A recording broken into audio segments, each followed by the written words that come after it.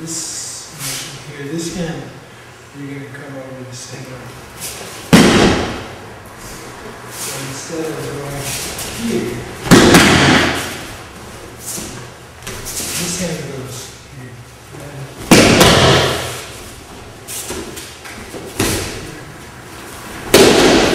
It's called a ritual, a threshold ritual.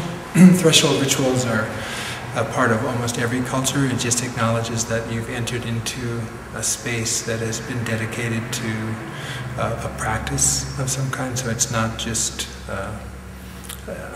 it's not necessarily, it could be in a spiritual context, but it can also be in this I think of in a much more secular way, but it's still acknowledged that it's a place where people are devoting themselves to something bigger than themselves. So you're not bowing to anybody, or you're not bowing to anybody. It's really acknowledging. The bow is an act of respect, and literally "rei," which is the Japanese word for bow, also carries a meaning of respect.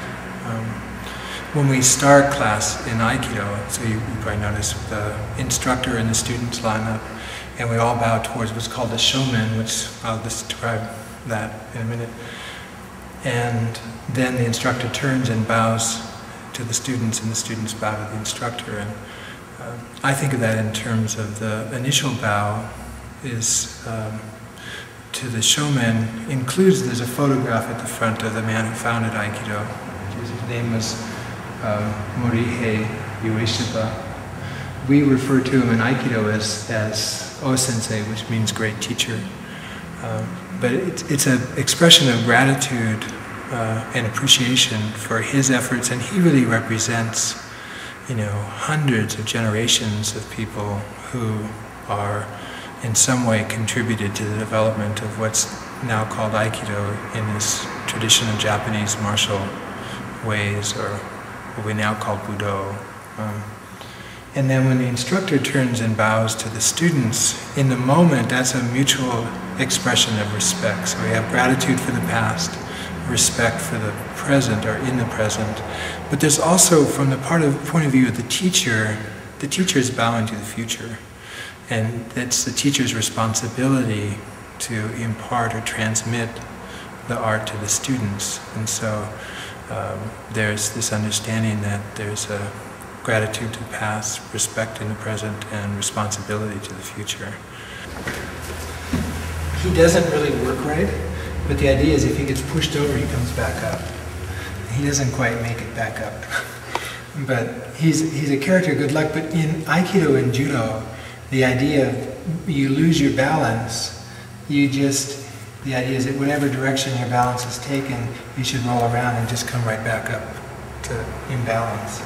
And so he's, for me anyway, he's a reminder of that principle. And there's a famous saying in Judo, 7 times down, 8 times up. And, which means? Which means that you just, that whenever it's going down isn't a problem as long as you come back up. It probably means a lot of other things as well. But Aikido and Judo both have a lot of the skill is learning to fall, is learning to give up your balance freely and being able to recover your balance. And it's kind of like the Feldenkrais work too. A lot of times what we do is take the body a little bit out of balance, but there's this faith that the nervous system is always wanting to reestablish balance. So there's a way of creatively imbalancing the system to bring it back to even a greater level of balance and improved organization.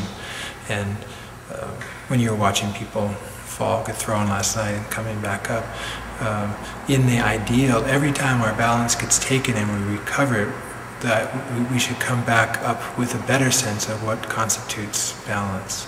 And it's a dynamic, it's not a fixed thing. Human beings, more than any other mammal anyway, have this precarious relationship with gravity, and Aikido really exploits that in terms of throwing, and most of the techniques involving balancing. In Japanese it's called kazushi, and that ability to imbalance the person is, even if the techniques end up being techniques that lock the joint, or there are striking techniques in Aikido, though you don't see them as often because of this philosophy of Sensei's, which was really much more about resolving conflict non-violently.